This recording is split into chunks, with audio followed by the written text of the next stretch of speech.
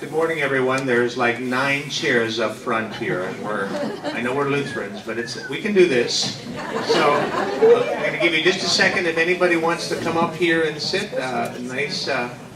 Nice to be able to have a cozy feel up towards the front.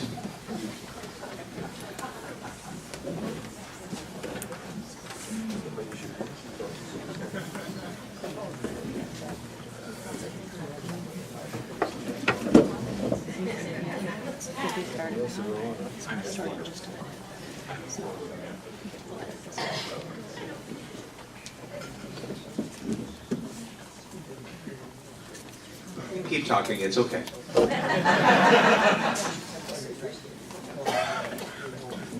Few more seats down front if you want to come down, anybody. So there's about 6 or 8 up here, so come on down, join us.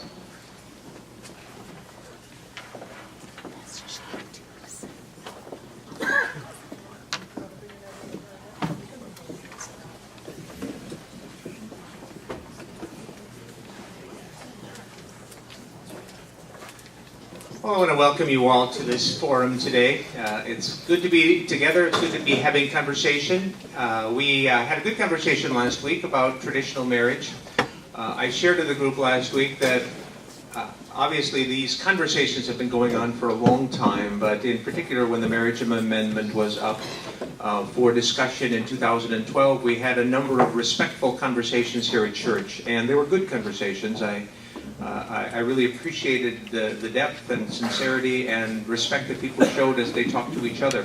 But one of the overriding questions in the middle of that, and that's why it's good to talk, I think, was a gentleman that asked, so what is marriage anyway? And I thought it was a great question, and maybe it seems simple, but not so simple perhaps after all. And so last year I had a forum on marriage and the Bible, and we had a good conversation about that. And then last week we talked about traditional marriage, where we kind of asked that same question, what is marriage anyway? And today we're asking it in a different way, as Paul Bai joins me up here, and basically I'm joining Paul Bai up here. Let's say this right. And we're having a conversation about what marriage is and in our culture in a changing world. Paul, I'm so grateful that you're here today and that you're willing to share your story and talk. And as far as I know, you haven't really shared this out loud at Zumbro in a setting like this. Is that true? Not that I can remember. No. Okay, well, I'm not you probably would remember. Public speaking is not my thing, although storytelling isn't so bad. So. All right, well, thank you for being brave and for being here and for doing this. We'll share some more about Paul's situation in a bit, but we're going to kind of go back to the beginning and start with childhood and growing up. And Paul happens to be gay, and Paul is getting married in a couple of weeks. And so we are excited to hear more about that and to hear your perspective on that, what it feels like and what's it been to be part of Zumbro during this journey. Before we go any further, though, I want to have a word of prayer. Please join me in that prayer. Heavenly Father, we are grateful to be your people, a people that are diverse and rich and wanting to listen and understand. We ask you to be with us in this time, to give Paul a little extra courage as he tells this story, and for all of us to have ears to hear and hearts to understand one another. Thank you for your love. Thank you for calling us to be your people. In Jesus' name we pray. Amen. Still a few seats if you want. Anybody wants to come down here, there's some seats down. There's room for you and time for you. Well, Paul, let's talk a little bit about your childhood. I know you grew up in mostly Nebraska, so talk about that, where you grew up and what that was like for you. What interest did you have? Where'd you go to school? So I was actually born in Iowa, in case anyone wonders, although I don't claim that. No, I'm kidding. I only lived in Iowa 3 months, and then my dad had his first calling as a Presbyterian pastor, and we moved up to northern Minnesota for 8 years. So the weather here is actually warmer than it was when I was little. I remember snow mountains that were really, really high all winter long. But when I was 8, we moved to Plattsmouth, Nebraska, and that's where I did most of my growing up years and graduated high school there. And Very small town, although it was only about 10 miles from Omaha, but it was, still very rural Nebraska town. After that, I actually did go back to Iowa. I went to school at Iowa State, so I was there for 5 years before I moved up here and got the job with IBM, and I've actually been there for 17 years now. So in fact, I was just, when I was sitting here at the beginning, looking around, realizing how many people I know in 17 years. Sometimes I forget how many people I actually know here. That's cool. Quite a few of these. What did you do in school? Did you get involved in any extracurricular things? In high school, I played a couple of sports. I played golf and I played football. And, very undistinguished careers in both of those. In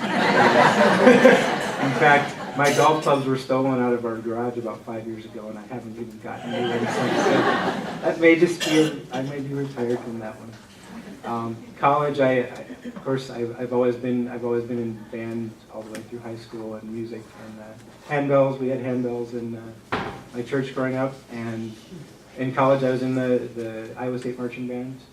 And great experience, lots of fun. Glad I did that, and mainly music and my undistinguished sports careers, but I've stuck with the music stuff. Any concussions and head injuries? Or? No. All right, that's good. I didn't play enough, I don't think. So I guess golf balls could be dangerous. So tell us, you said your dad is a Presbyterian pastor, Presbyterian Church USA denomination. Tell us about the church you grew up in. What was it like? The church in Plattsmouth was, when we moved there, I felt like it was really big because we moved from a town of 900 in northern Minnesota. So it was actually felt really, really big. Of course, now that I've been here and seeing what was in Omaha, it doesn't seem that big. But small town church, very, I would say, more conservative. People had been there, their whole lives, grown up in this church, have families that had been in this town for many, many generations. And that was where my dad served as pastor for, I think, 18 years before he retired from doing that, and actually went on to his second career as a train engineer. That's a whole nother story. A train engineer? Yeah. Could he send me some brochures on that? So, might be looking for some down the road. So he just retired from that, his second career too, and he loved being a train engineer. Interesting. He really loved that. It's Paul and I have talked a little bit about this. This is not carefully rehearsed, believe me, but we have talked about this briefly, and you mentioned, and I think a lot of us are curious, what it was like to grow up in that church and to have a sense early on that you might be different, should we say. So talk about that. I don't know how many of you grew up in small towns, and of course, a lot of you, yeah, and a lot of you probably grew up at, as long ago or longer ago than I did too, and that combination of things, being gay is just not something that people even talk about, or that even is a possibility for somebody. I mean, I didn't know any gay people in my town, and I certainly at that point did not think about that as being a possibility for me, even though there were certainly times where I kind of wondered, why I felt certain ways about certain things. But growing up, you just, it's not a possibility that you can even have in your head at that point. And that's actually, in that, in my scenario and how I grew up, that was probably okay, because if I had tried to, come out at that point, or, if I had thought, that was something I needed to do, I don't know if I'd even be here. That wouldn't have happened. We probably would have had to leave the town and move, I would imagine. But I'm not saying that in an especially negative way. I actually grew up free of a lot of distractions too. So tell us a little bit of how old you were when some of this was starting to happen. Talk about that. Well, like I said, all of this is sort of a retrospective view, because it took me so long to sort of finally realize and be okay with and understand that that's what this was. I can remember, though, now looking back all the way to about age 4 actually, and And at age 4, your world perspective is very simplistic, but I can remember feeling different at that point. I can remember, growing up, friends who talked about, girlfriends or people they wanted to, date or whatever, and I can remember just not feeling that way, and I always assumed that, well, maybe that's just, maybe I'm just a late bloomer or, whatever. But, so looking back, it's a lot easier now to look back and say, okay, this is why I felt this way, this is why I felt this way. But, people are always surprised when I say that, because you can't remember much before age 4 anyway. And I can clearly remember that, all the way back to there. It's interesting. And, I think all of us grow up a little confused about a lot of things, and sexuality can certainly be a part of that. I think just in general, for me, girls were confusing and very scary, and at that point, I thought I was heterosexual and have turned out to be, but it was just hard. It's hard to talk about with anybody, and to know what to say. So I can imagine if you didn't seem like all your friends for whatever reason, it was hard to even put a name to that in any way. Most of my friends, though, like me, were kind of geeks, nerds. So in some ways, that didn't work out all bad, because most of them didn't have girlfriends or anything.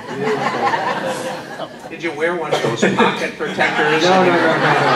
Okay. We did spend many more hours on video games than I can possibly be. Yeah, okay.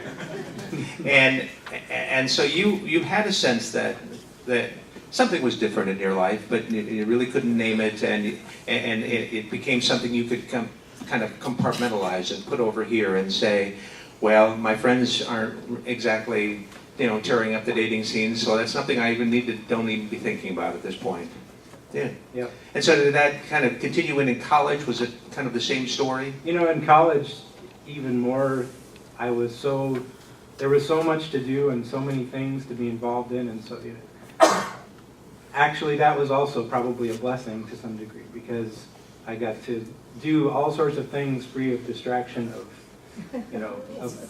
I saw a lot of friends who had relationships, especially ones who had relationships with people like far away or back home or something, and they spent an incredible amount of time, I think wasted time, because most of them didn't last, and I was doing, I was learning, I was doing all these things, I was in band, to me that was far more valuable experience than anything else I could have been doing. But, it's the same thing.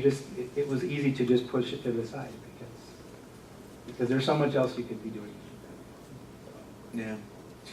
So you continue to get older and wonder and ask questions and maybe even look more closely at your own life and how you were made or how you felt your deepest longings and desires to be. So talk about that, getting older, and sooner or later we look around and think, well, do I have a life's companion? Will I go down that road in some way? So what age were you? When did that start to happen? I moved up here when I was 22, when I got my job. And again, for about 3 years, I was so focused on getting going with my job and my career and just, doing all the things that I didn't have time for in college, like, going to the gym and deciding I could run and do things like that. So again, it's easy to push everything else to the side when you have so many other things that you want to do. At 27, though, you kind of start to think, okay, maybe this isn't a phase, or maybe this isn't maybe I'm just not a late bloomer, or and at that point, that's when the journey probably started realistically, really, and it was I would say it was a good 4 to 5 years where I spent a lot of energy, a lot of time, a lot of anxiety, a lot of worry about things, things like, just being here. I'm involved, I think most of you know I'm involved in the handbells and have directed that for a number of years. I've been on 3 or 4 mission trips, I think, with the youth mission trips. I did the peer ministry for 4 or 5 years. I was a confirmation mentor for 3 years. You start to wonder and worry about things like, well, is this going to be, are parents going to not want me to direct their kids in handbell choir, or are they not going to want me to go on mission trips with their children? Or none of that turned out to be true, but you until you actually find out for sure, you can spend a lot of time and energy worrying about it. And I'm the kind of person that internalizes all of that stuff, and so I think about it, all the time. So for 4 years, I was probably thinking about this all the time and spending all my energy doing that. And that's I kind of get more what people who go through things like depression or something like that, how that feels. It almost gets to be paralyzing after a while. And it was okay. I mean, I made it. I managed it and I made it through it. There were a couple of years in there where I probably didn't put as much effort into my job as maybe I could have, but that I think a lot of people don't realize that, and it's probably different for everybody. I internalize everything, so some people probably wouldn't have spent 4 years doing that. They probably would have, gotten tired of worrying about things and come out a lot quicker. And looking back, that probably would have been good for me too. So, did you have anybody to talk to? Where did you find an outlet? I will say I'm very thankful that people like me and kids growing up now have the internet, because you really can easily go find somebody else to just talk to who's probably going through the same thing you are, probably many people. And that's what I did. And I chatted with a lot of people, and and it's easy too, because those people are mostly anonymous. They're not people that live near you or live in your town or that you're ever going to see again. And thankfully, that was an outlet at the beginning. I can't imagine what people did before that. In fact, I know I have friends that are older that tell me about their process, and they struggled a lot more without having someone to talk to. And of course, you probably all have seen statistics on like suicide rates too, and that's still going on. I mean, that's still not, but it's a lot better than it used to be. I think kids have a lot more opportunity now to find people they can talk to. Eventually, though, after a while, you start finding, people that actually live in town, and I met a few different people. My good friends Jay and Eric actually were the first people I met, and they invited me to dinner with some of their other friends, and that was a huge turning point because that was the first. I can remember the next morning waking up for the first time in about 4 years and thinking, okay, things might be all right now. Things are going to be okay now. And after that, you start talking to them, you see them. They're people that are out and people that have jobs like I do, and it got a little easier after that. I can look over here and see the two friends that talked to right away. I call them my urban family.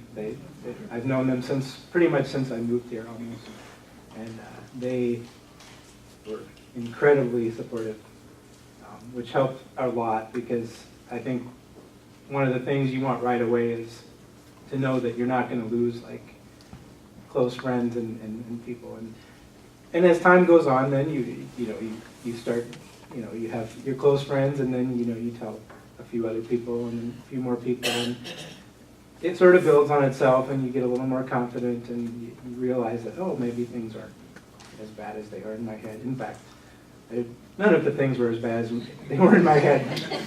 None of the bad things I thought were going to happen in my head actually did happen. But we can't possibly understand some of that internal dialogue and struggle that you had going on. We can understand the fear thing and the worry that things might turn out worse and bad and everything might fall apart. So we can at least maybe connect with you in that regard. Did you ever think Paul, that, or did you ever, as you're trying to come to terms with your identity and who you are, did you ever try to talk yourself out of being gay? Mm-hmm. Many times. Two in particular, like, that I went back and forth through in that 4 years. For the same reasons, you just think, well, how is this going to fit into my life ever? You know, and you think about, especially like my family, I have a sister and a brother-in-law and 3 nieces, and I thought I'd be okay with that, you know, but how do you know? And yeah, I can definitely think of 2 different instances of kind of saying, okay, no, this isn't going to happen. And fortunately, they were short, and you know, made it through those. And see my friends over there. Tell us a little bit about, well, telling your parents, talking to your family, letting them know. That had to be hard. I bet a lot of you wondered, because I said my dad was a pastor.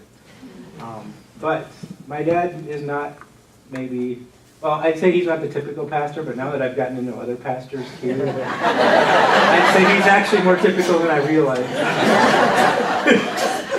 Are you giving me a compliment? Yes, I am. My dad is a very caring person, and he's, I would say, progressive, but that's not really the best word to describe it. But someone who really has always focused more on the caring and the counseling and the, you know, that aspect of being a pastor as much as anything.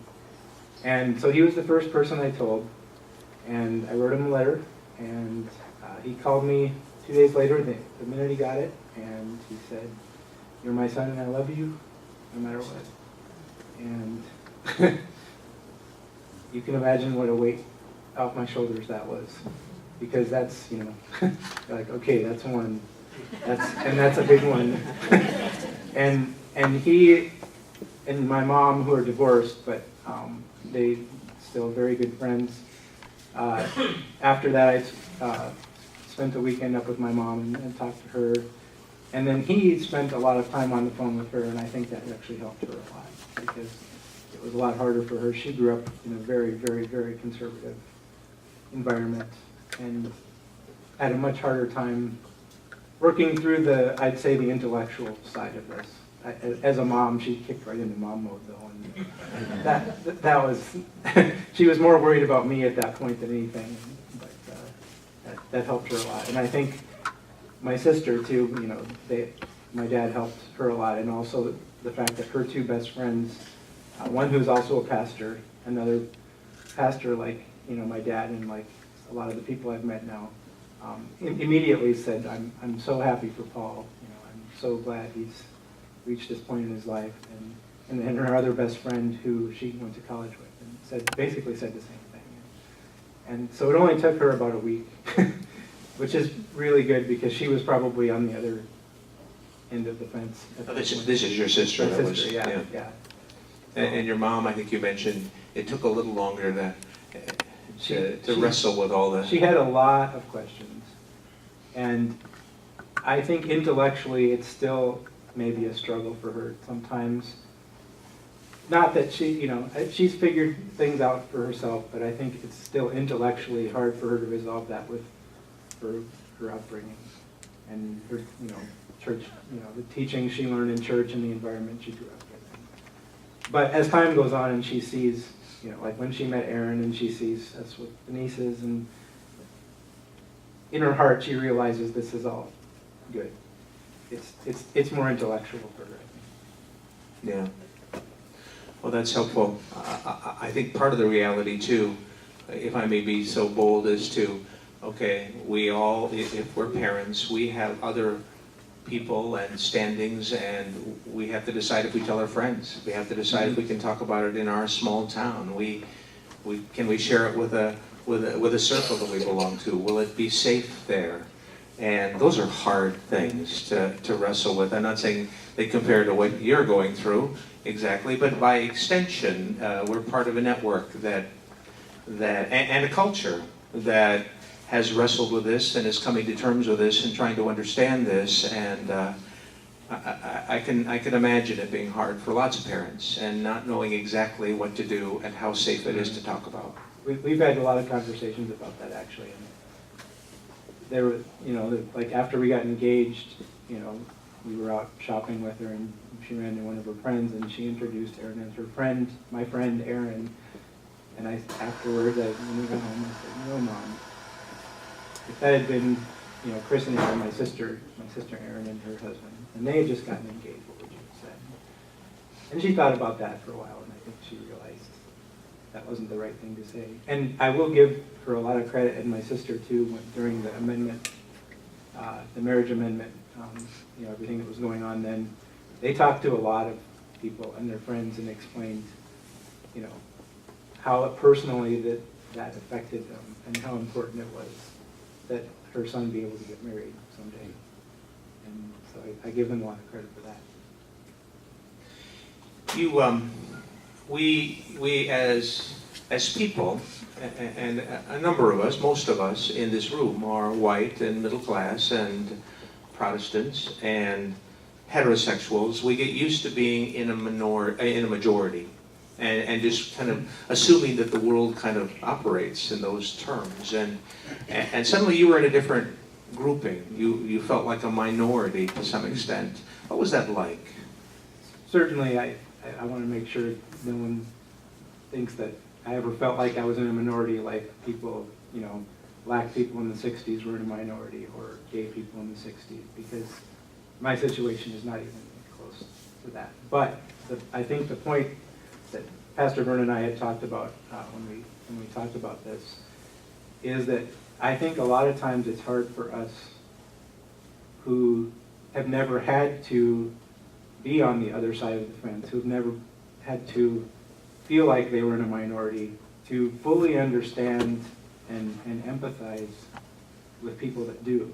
And that's not to say that people can't do that, because I know they do. I see it here all the time that people are very, very sympathetic, very supportive, but it is interesting when you have to step onto the other side of the fence and start seeing this for yourself. And like I said, I have not experienced anything really bad or horrible in my life ever because of this, but I have lots and lots of friends who have, and I've heard lots and lots of stories, and I read lots and lots of stories about kids, especially in the South and states, that maybe aren't as progressed, have not as progressed as far on this. And I really have much more, feeling or caring or motivation to help those people to see, that justice be done, and not just on this. I think I'm more aware now of a lot of the other social injustices that are out there, whether it be race, economic, especially in this country, is becoming more powerful. And in other countries, you see the poverty that's in places like Africa. That really, over the past 10 years, has opened my eyes up quite a bit to that. Something that I just really hadn't thought about. I don't think I was an uncaring person. I hope I wasn't ever, but something I just hadn't consciously thought a lot about until that point. There's a good biblical word, compassion. Feeling with someone. You use the word empathy, and a very similar kind of word. It is hard to know unless we walk with people and hear their stories, and even then we just get a little part of it. But feeling with someone is a very important part, I think, of being a Christian and following after Jesus. So what you became a part of Zumbro about 17 years ago or so. What's been your experience here along the way? Well, I started my cousins, the Larsons. One of them was right there. The others have moved up to the city since then, but they brought me, and for the first time when I moved up here, and got me talking right away to Don Slosnagle, who was the bell director at that point. And so I was in handbells my second week here. He's like, oh, you play handbells. So, and then Christy had you play the saxophone the third week, right? Pretty close. No.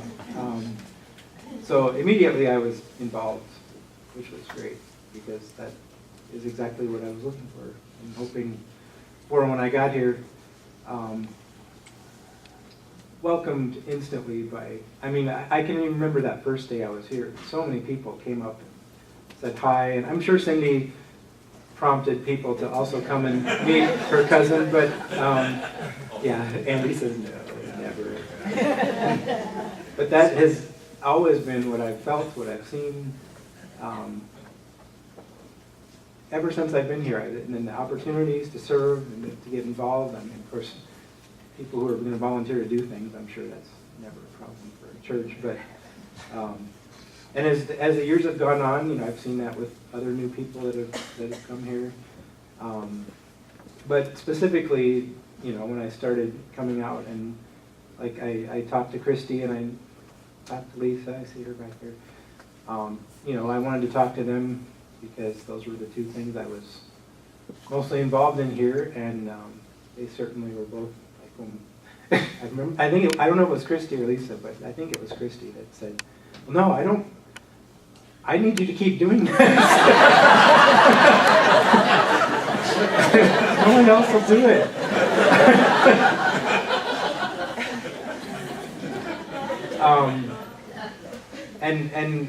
And so that was just kind of how things progressed from there, and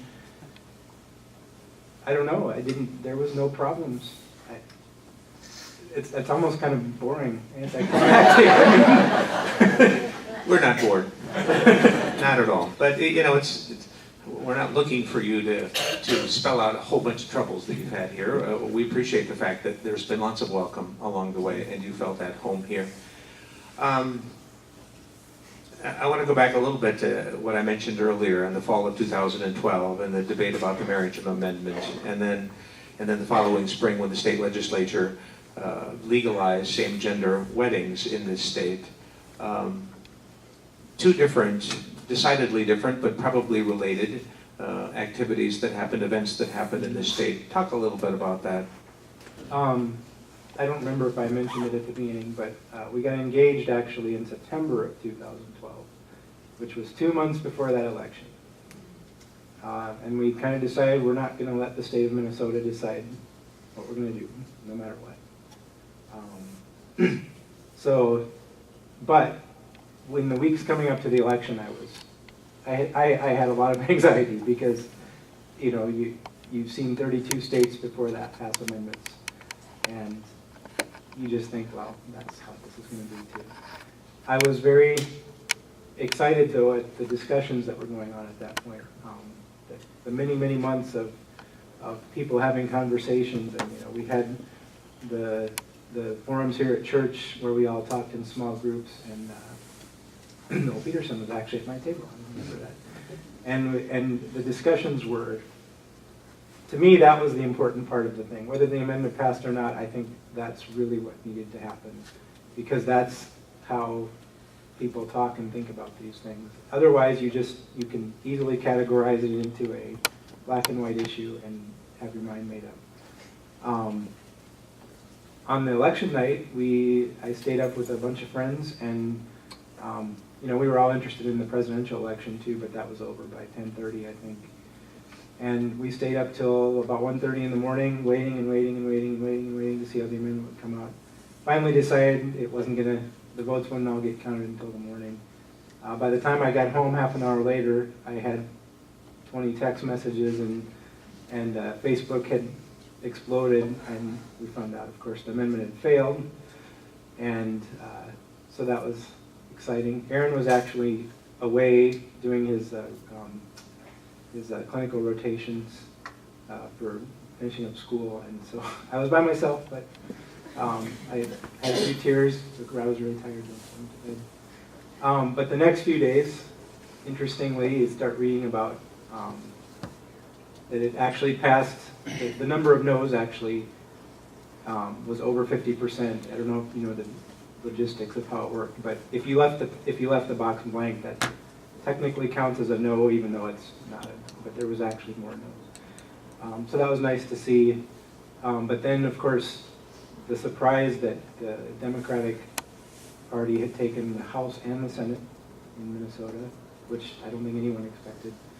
And of course, we already had a governor who was supportive of marriage equality. And so a lot of us were starting to think, this could actually happen, you know. So you go from the extreme of thinking you're never going to be able to get married here to this might happen in 3 or 4 months. And then it did.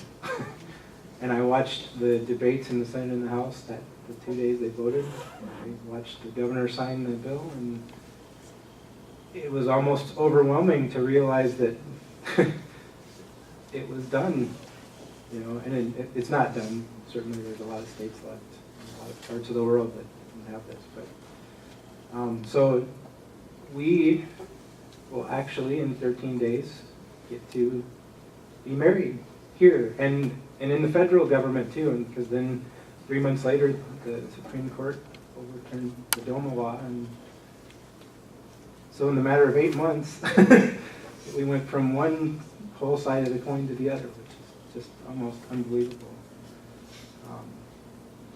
So yeah, it's been exciting. I want to talk a little bit specifically, and this is probably more for us than for you, but we worked last year and had lots of conversation about being a welcoming congregation and becoming a reconciling in Christ congregation in particular, and forming a welcome statement, which is at the heart of that welcome. So we went back and forth. Should we just say everyone's welcome, or should we name certain folks along the way?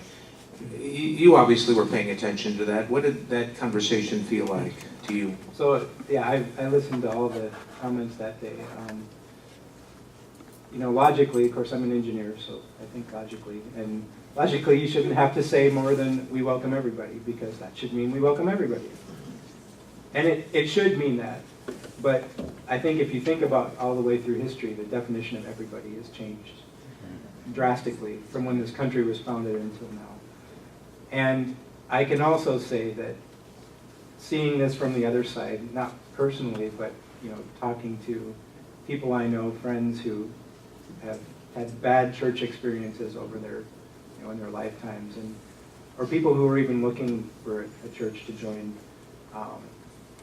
If they saw in a welcoming statement, you know, groups of people that were actually named, we welcome everyone regardless of race and disability and, you know, gender and sexual orientation. If they actually saw that in a welcome statement, I think that would put to rest any worries they had about it, because it would mean that the church that they were looking at had actually taken the time to think about that and had talked about it, and and maybe the church that doesn't have that in their statement is just as welcoming as the church that does. In fact, I'm sure it would be in a lot of cases, but I think it would have an impact on people who are, you know, in those named groups, that they would think twice, or they would at least have to try to then figure out, okay, what does this really mean? How is this church going to respond to me? So I personally think it was important from that standpoint. Yeah, I think you mentioned something, Paul, that I thought was quite telling. You said that a lot of your friends might just assume that they weren't welcoming if they didn't see it in print. Yeah, I think based on their own church experiences from, you know, growing up or younger years, I think they would probably, because I can't say this for sure, but I would be willing to bet that churches, 50 years ago had welcoming statements who would not have been welcoming to, people of different sexual orientation. I can imagine that probably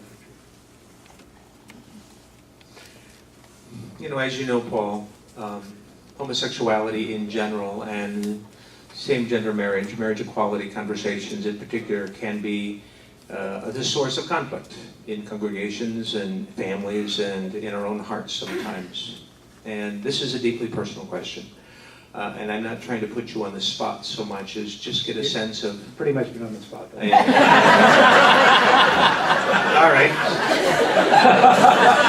Well said. Why stop now?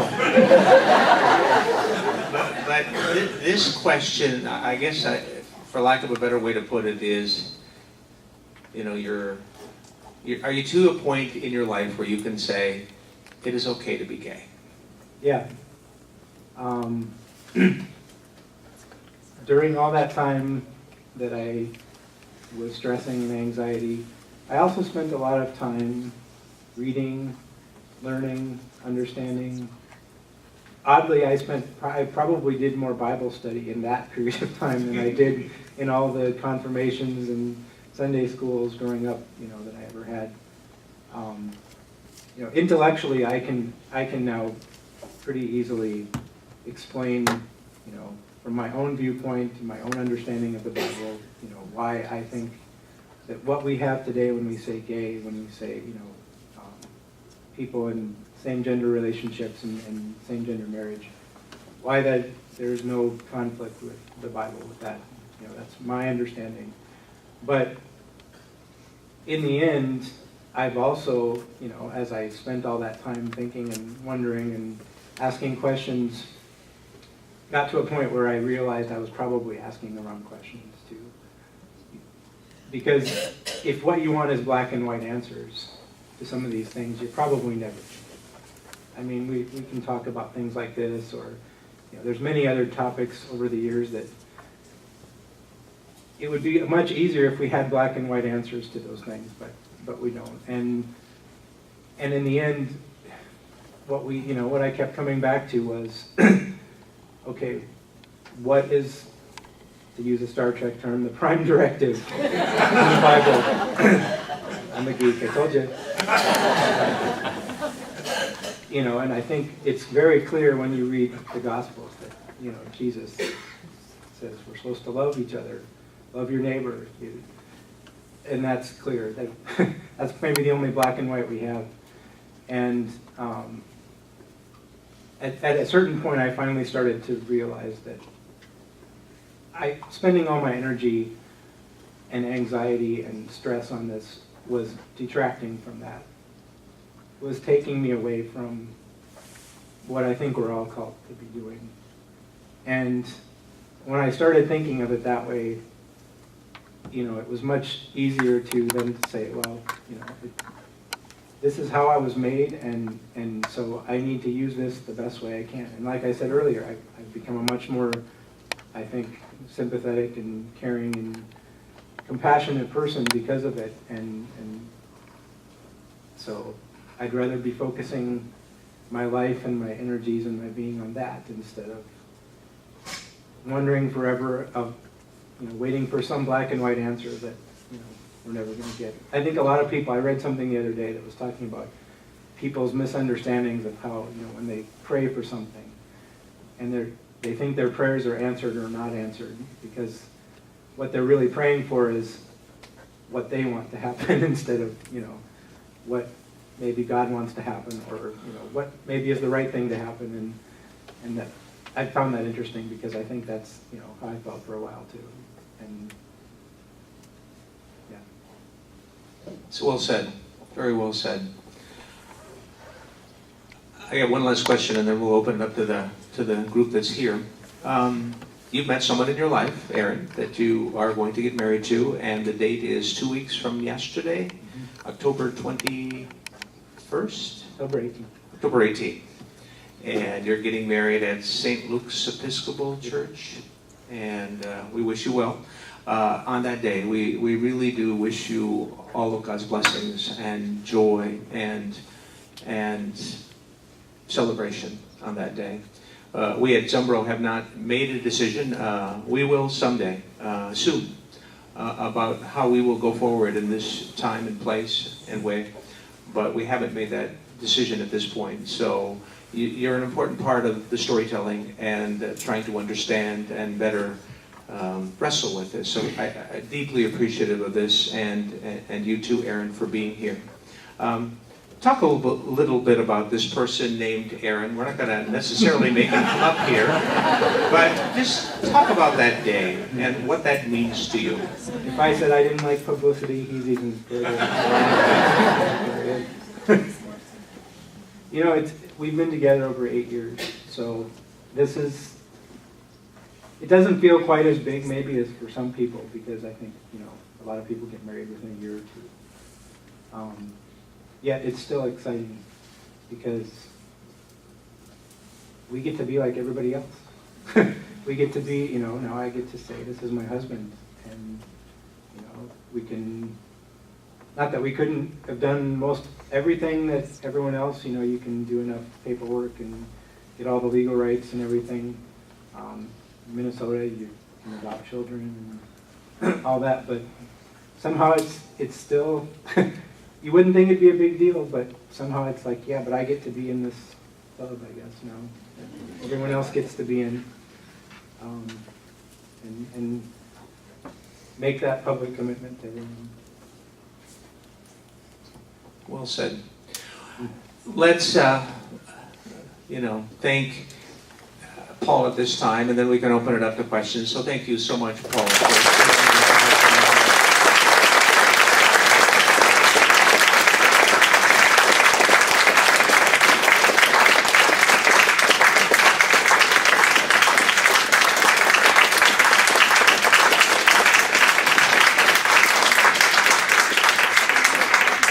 We have a little time for a question and comments. Anybody want to speak? We have a microphone here. Yes, June is back here. I just wondered if we, whoops. Here, I'll give you this one. Hello. There you go. Okay.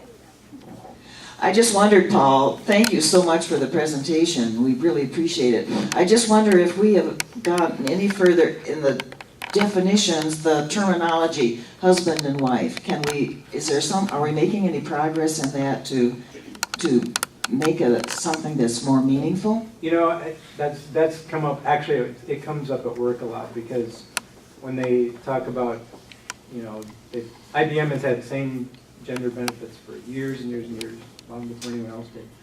And I think a lot of things are just changing to give you the option to say spouse, or, you know, actually though, I think it's whatever someone prefers. I actually like that I get to use the term husband.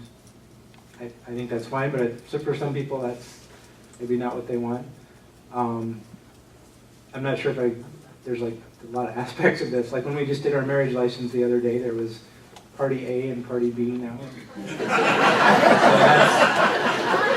Although when we filled out our thing for our tuxes, it had bride and groom, and the guy hastily crossed out bride. And I think at the flower shop it was the same way, and she was just kind of embarrassed. But you know, so this is things that they're just going to have to work through. But I like the idea that it's whatever everyone's comfortable with. And I know, all couples probably have their own, whether they want to say spouse or wife, husband. Good, thank you. Anybody else? Jim?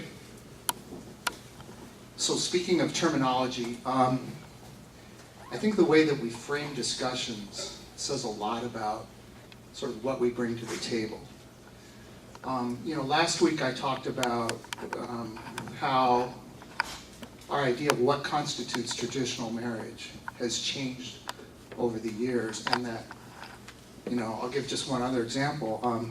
In scriptures, in Deuteronomy 22, when a man raped a woman, that was a problem. And the way that problem was solved was that the rapist paid a sum of money to the woman's father, and the woman was forced to marry the man. That was a traditional form of marriage. We don't think of it as traditional at all today. I talked about how in the very, very recent past, because I'm married to a Japanese American, that was not considered a traditional marriage, and I guarantee you those were the very words that were used. Last week, the name of the session was A Case for Traditional Marriage. This week, it's the case for same-gender marriage. But if marriage isn't about the category of person that you love, what is it about? Well, to me, it's about making a decision to love someone, regardless of whether the flames of affection and passion and romance burn brightly or dimly. It's about commitment, mutual support. We all know what that, I don't need to add anything to that list. To me, what Paul is trying to do is affirm those values, not set something up against them. I think our gay and lesbian brothers and sisters, they don't want to deny traditional marriage, they want to affirm it. And this is just a way of doing that. And I hope that the next time, if we have another time, where we talk about same-gender marriage, we talk about it, maybe we could call it the Case for Traditional Marriage Part 2.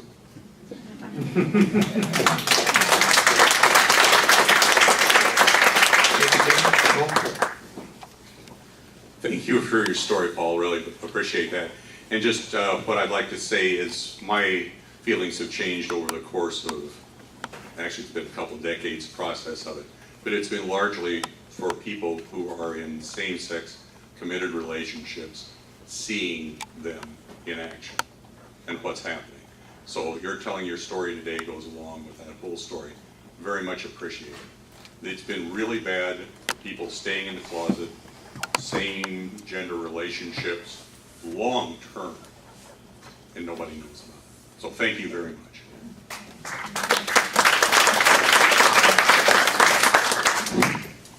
It works. This one works. Get somebody here first. I told Paul first, before the session started, I know, he doesn't know me from Adam. But I know him. Everyone knows me from handbells.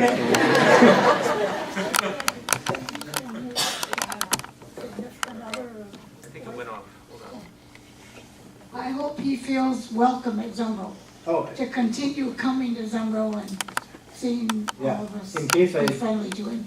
I hope I was clear enough on that. I have always felt welcomed here, and I've also seen welcoming here. That is an attitude here that I'm so glad we made a welcoming statement, because it simply just matches the attitude I've seen for 17 years. So that's not any question at all. If I could cheat, 2 questions. First one, very important to some of us in the room. Did your dad an engineer for Union Pacific or Burlington Northern? Burlington Northern. Okay. He would be worried about that too. Since you mentioned IBM, brief experience I had as a first-line manager, I was informed by IBM that an employee in the department I was responsible for was invited. I don't remember the details, you probably know, at a conference for gay employees. And the person invited, I was not aware, didn't make any difference to me. Wasn't sure what others knew around us. And so it was kind of interesting, because I was immediately going to contact him. Yeah, I support you going. How do you want me to handle it? Mm-hmm. And his reaction was to apologize for me for surprising me. And then obviously I said, you owe me no apology.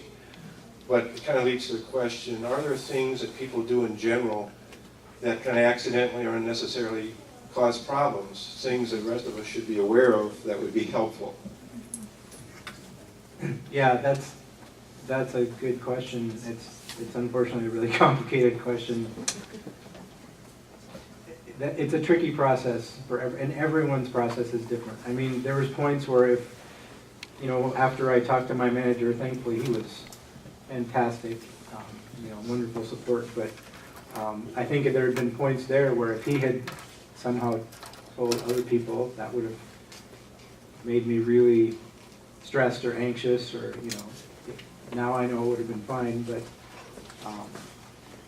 I guess all I would say is if everyone can respect that it's a process for everyone. On the other hand, though, you don't always have to tiptoe around it either, because I think that's not always good. You know, if you don't talk about it, especially if the other person is open about it, then yes, you should talk about it and just act like it's just the same as anybody else. That's not a good answer, because that's hard to navigate. But I'd say do your best with with your instinct and your and try and with best intentions, and you probably. All right, we are to the end of our time. Thank you again, Paul, and thank you all for coming and being a part of this conversation as we work to build the